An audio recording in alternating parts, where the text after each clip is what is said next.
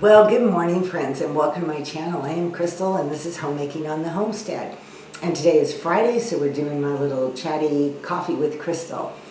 In today's video, I've got a few things to talk to you about. One of them is a warning on cheese, pre-grated cheese. I learned something recently. Maybe a lot of you already know this. I didn't, and I just want to pass this on to you in case you did not know.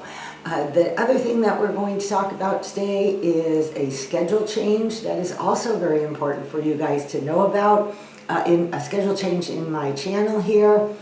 And I'm going to talk about a little bit about homemaking, homemakers, and just a little tad bit of encouragement towards the end of the video. So ladies, grab your cup of coffee and let's chat.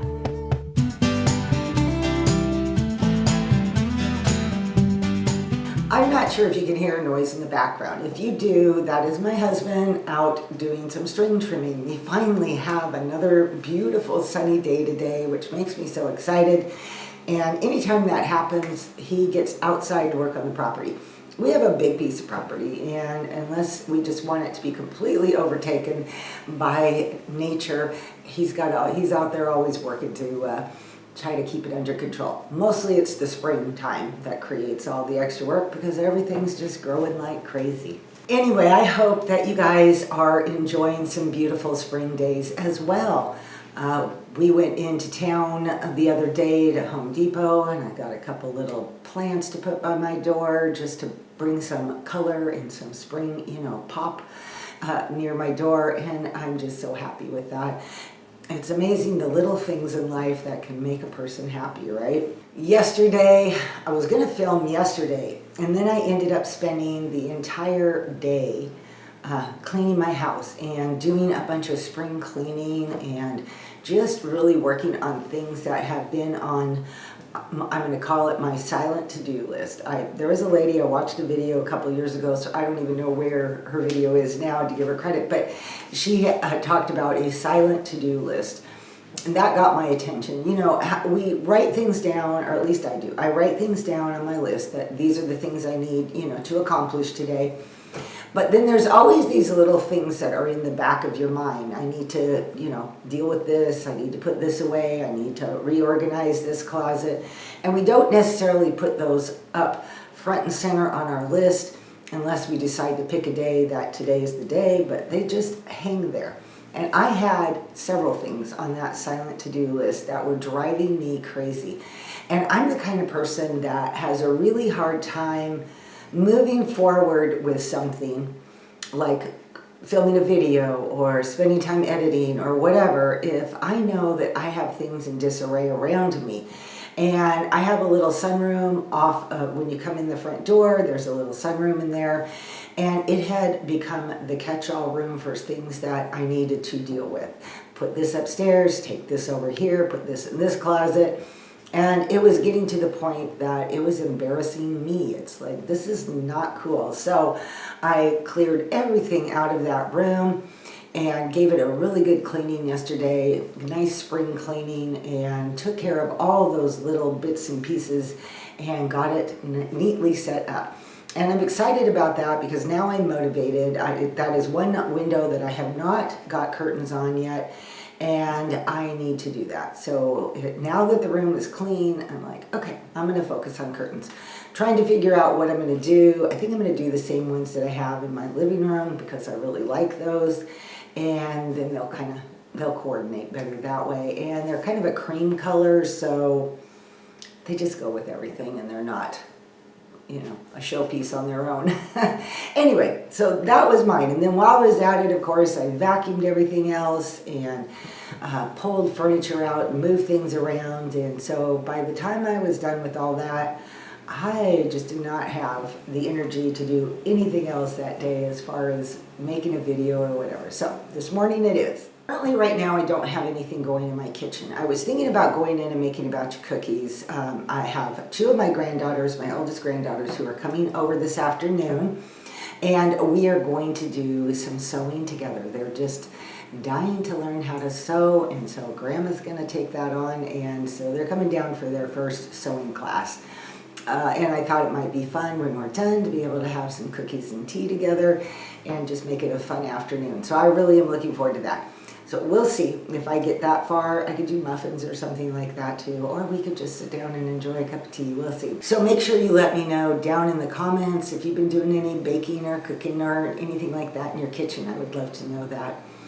And because the weather is so beautiful today, I talked to my husband and we decided we were going to do some barbecued hamburgers for dinner, probably potato chips, and I have a salad left over from last night. So that makes dinner prep super easy since he's doing all the cooking, right? So the best kind of dinners. Anyway, so that's my plan for dinner, which brings me always to the topic, what is for dinner at your house? I think it's great that we are sharing so much. I really appreciate all of you that do share. I know I say that every week, but I honestly really do appreciate the amount of things that you guys share. It's just so encouraging to me, and it's so fun to see us all. What do we have going on in our kitchen, and what do we have going on, for dinner and dinner idea inspirations for us all. And also down in the comments, make sure you let me know down there, what are you having for dinner tonight? Since we're on the topic of food, I really wanted to share this with you. I don't know how many of you buy already grated cheese. And I know that I have heard people complain because, they put cellulose in there to prevent the cheese from caking and sticking to each other, which is a wood product. So you don't want to do that. And years ago, I looked at the cheese I bought. Mostly I buy my cheese at Costco. Not always, but mostly I do, my grated cheese. And I looked, and Costco used cornstarch. So I thought, okay, that's fine with me. I don't have a problem with that. And I don't know if I missed this next ingredient, or I just didn't realize what it was, or this is something that they've only started doing, in the last so many years. It's been a long time since I have actually looked at the ingredients on the cheese, once it's cheese. And once you do and you're satisfied, you usually just don't constantly look at the labels. I was watching a video on a YouTube channel that I really enjoy, Cooking at Pam's Place. She's a great teacher. She is entertaining to watch. I really enjoy her YouTube channel. And I'm going to leave you the link below in the description box so you can go visit her. And I'm going to leave the link to this particular video. Did you know, and this is what I learned from her video, that they put a prescription drug in grated cheese as a mold inhibitor? I was like, a prescription drug? The drug is called natamycin. It is used as an antifungal for eye infections and other types of fungal infections. You could not get natamycin without a doctor's prescription, but yet they're putting it in our cheese. It was really disturbing to me, so the first thing, of course, I did is I ran and got my cheese, which I brought some out here to show you. So this is what I typically buy. This is Tillamook brand cheese. It's a local cheese that's made on the Oregon coast, and I love the flavor. It's a really good tasting cheese. So I looked at the back of the container, and guess what I see? Natamycin. It's the last ingredient. I'm sure there's not a whole lot of it, but nonetheless, it has a prescription drug in it. I was really, really surprised. Now, one of my kids went out of town and was planning to be gone for a couple of months, and so he had a bag of great value, Walmart's brand, mozzarella cheese. I finished off all my mozzarella cheese and the bag got thrown away. But I did look at it before it got thrown away, and sure enough, Costco's Kirkland brand mozzarella also has natamycin in it.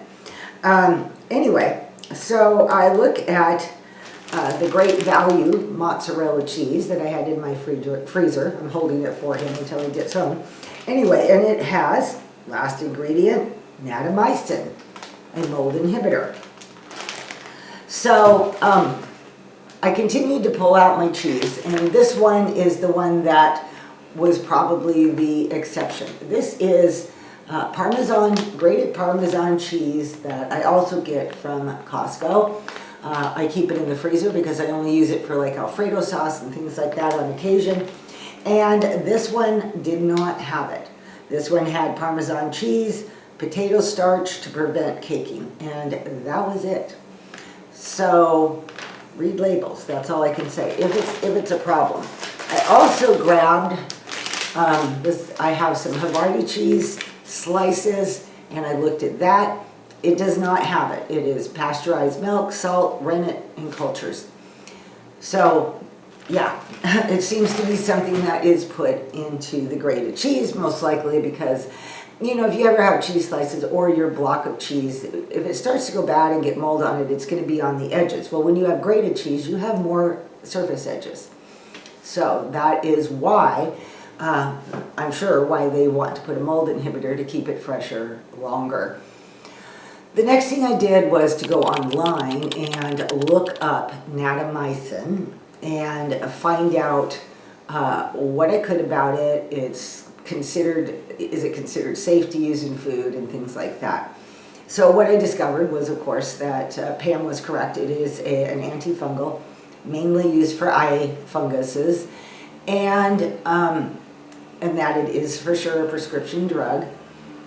It is considered by, I know, the WHO, World Health Organization, I guess the FDA, and some other, you know, 3-letter acronyms of health departments, to be safe to use in the small quantities that it is in your cheese. However, if you use cheese regularly, of course, you're consuming more of it. For me personally, it's a problem. You know, I don't want to be taking in things like that into my body if I don't need it, despite whether or not somebody tells me, oh, it's safe, it's okay. I mean, honestly, do we really know? 10 years from now, they could say, oh no, this was a big problem, we should never have done it. I think common sense for me is saying, stay away from it. And so I will finish off the cheese that I have, but from now on, I am going to buy block cheese and I will be grating it myself. And then I don't have to worry about anything like that. I can put it into small size Ziploc bags so that I don't bring out a whole lot out of the freezer that will sit in the refrigerator and potentially be going bad. Anyway, I just wanted to pass this bit of information on to you, ladies, just so that you have the knowledge and you can make a decision for yourself of whether you think that's a problem or not. And also read your labels and tell me how many of you already knew this and were aware of this, because it came as kind of a surprise to me. I'm like, what the heck? So anyway, yeah, let me know. Okay, moving on from food, I'm going to move on to the YouTube channel here, information. I am going to be making a schedule change for the rest of this spring. You know, it's really hard. People start making YouTube channels and then realize how much time and effort it takes to film and edit and do all those things, and then they complain about it, and you know, you make it, well, you started it, you know, I mean, so I am not complaining about it. I absolutely love what I do. I find a lot of satisfaction in it. I find a lot of enjoyment in it. I find that it is kind of, I like to look at it as, you know, a ministry to be able to reach out to other ladies and try to be as encouraging as I can. And so I absolutely love it. The other thing that has always been important, I've been online for years. I started a website, then it went to a blog, and then finally a YouTube channel.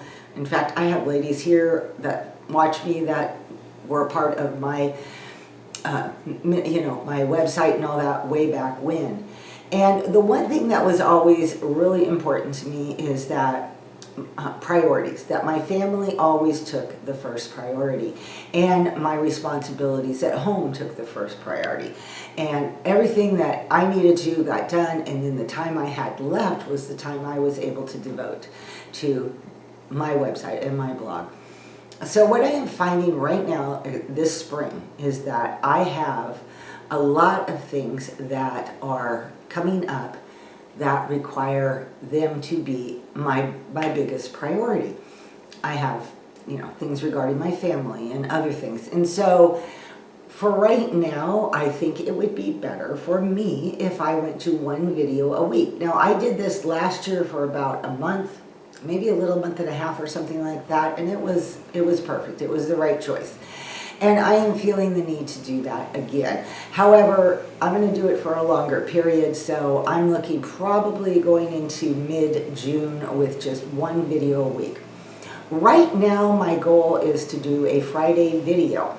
And I usually in my 2 video a week method schedule, I do a coffee with Crystal on Friday, and then Tuesday I make it something more homemaking related, whether it's canning or cooking and day in my life or, homemaking encouragement, whatever. That's what I try to do on Tuesdays. I'm thinking that I will just alternate back and forth with that same style. So you'll have a coffee with Crystal every other Friday. That's kind of what I'm thinking right now. If anybody has any other ideas, or you can let me know your preferences or anything like that, I'm still in the planning and thinking stage on this, and I will take that all into consideration. But for right now, that is kind of where I feel I need to go for a time. I'm hoping too that it will give me a little bit more room in my schedule to work on some other projects. That's another thing reason I want to do this. I have projects that I have been trying to get to, and I just simply don't have the time. I've been trying to work on getting a new blog set up so that I have a place to put recipes and a place to put articles and things like that. I've also been working on things like trying to put more short videos out, more community tab posts out, and all of these things help my channel to grow, as well as trying to be just a little bit more active on things like Instagram.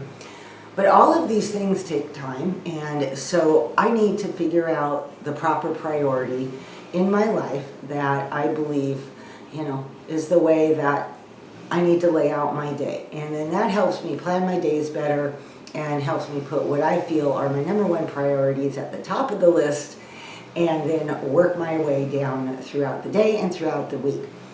So that's my new schedule change, and I'll probably put a community tab post reminder about that for this next week. So you are watching this video on a Friday, so now the next video will be the following Friday. That's my plan. All right, I wanted to talk about homemakers today, and I wanted to talk about it's that big emptiness thing, right? Finding your purpose. And I had a whole video talking about the fact that really our purpose to serve God and to walk according to His ways, to do things in our life that glorify Him.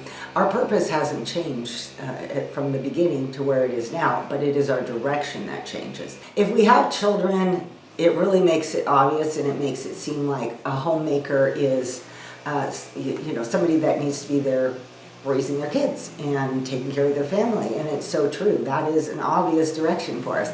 And as we get older, we kind of and get to be that emptiness stage, we lose that. What is my direction? I feel lost. More than going down that path too much, because I've already done a video on it, which I can link below. But I wanted to talk about what is a homemaker. Who are the homemakers?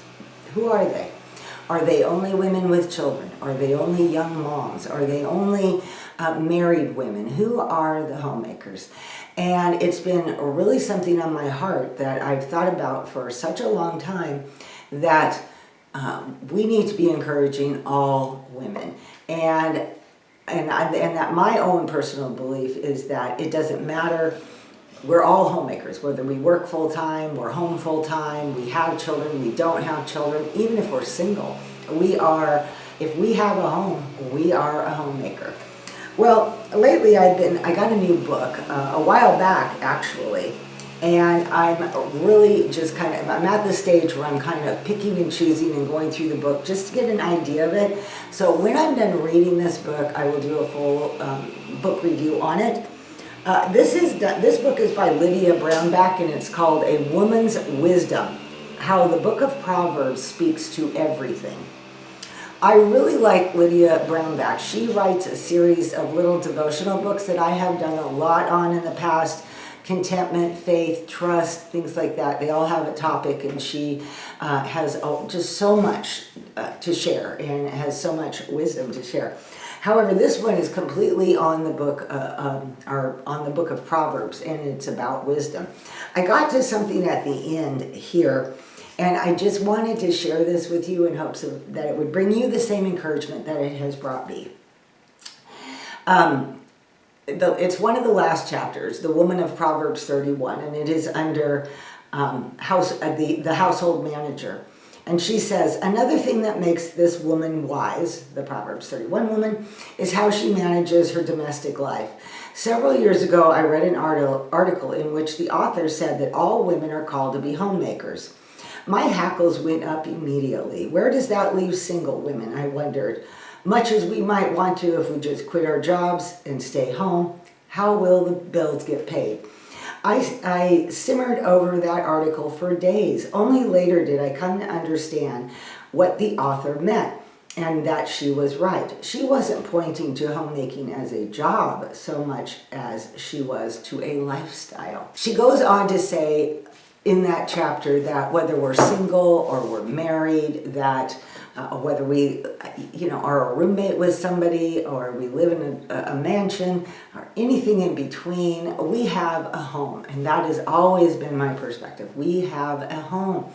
The other thing that she continued to bring up in this book was that we have a God-given ability to nurture, a God-given need to nurture. And whether that means making our homes inviting and comfortable, hanging a picture on a wall, cooking a good meal, we all like to nurture. And I think that what I found so amazing about that, because I believe that too, is that how much direction that this could give women that are in that stage of life where they are searching for direction. What we already like to nurture. It's already within us to do that. And what a great opportunity to look around and find ways to nurture others, and thereby finding that direction. Not all of us are going to be called to be leaders. Not all of us are going to be called to be, head out in the mission field. Not all of us are going to be called to, have a YouTube channel. Not all of us are going to be called in big things that are really there's only certain people that will be called to do things like that. And that the direction and the ability to nurture, I think, is amazing. Whether we're nurturing our grandchildren, whether we're nurturing our husband. How about the lady next door or your neighbors, down the street? Can you take them a plate of cookies? Can you, make a point of getting to know them somehow? People at church, what are the ways that you can nurture at church? And I really like the term nurture. We can say the term serve, but nurturing is almost something that feeds our soul. And so I think if you look at it as a way to nurture, I think it might change how you view what the direction is that maybe God wants you to go. There's a lady in church that I know that she opens up her home every now and then. She's an older lady like me, and she opens up her home every now and then to the young girls in the church. And my granddaughters have gone, and she will bake with them, she'll cook things, she'll do projects with them. She doesn't do it all the time, but she will do it occasionally. And I love that because she is utilizing her ability to nurture while she is able to enrich the lives of these young girls and teach them new skills. Oftentimes they take their baked goods to the nearby retirement community, they take them to church, of course they take them home and things like that, but it just is really an eye-opening, well, it was to me. I hope it is to you too. That if we look at it as, how do I best nurture? What is my gift? What is my nurturing gift that I love to do? And how could I do that and use that to nurture someone else and, give them the love of God? As I always say, my girlfriend's saying, we are the hands and feet of Jesus. How can we take what he has naturally given us, that ability to nurture, and utilize that for him? Okay, ladies, I hope that you enjoyed today's Coffee with Crystal. I hope that you found it encouraging. Don't forget to leave me a comment about anything. I don't care what the topic is. If you have questions or whatever, just throw them in there, but please do share. I love your wisdom. You ladies have such amazing wisdom. Every single time I post things and you guys get on there, it's just like this amazing amount of wisdom that comes from each of us. We all have a life experience. God's all taught us things and brought us to a certain level that we can share that wisdom, and I love that. It just is amazing, and I praise God for that. I truly do. And if you have not introduced yourself, please do. I would love to have you participating, joining in on the conversation. It's a real blessing to me, and I hope to many of you as well. Okay, ladies, I have several things to do here this morning as I prepare for my granddaughters to come. And I'm going to get busy on that right now. I hope you all have an awesome and blessed weekend. And don't forget, I will be seeing you next Friday. Alrighty.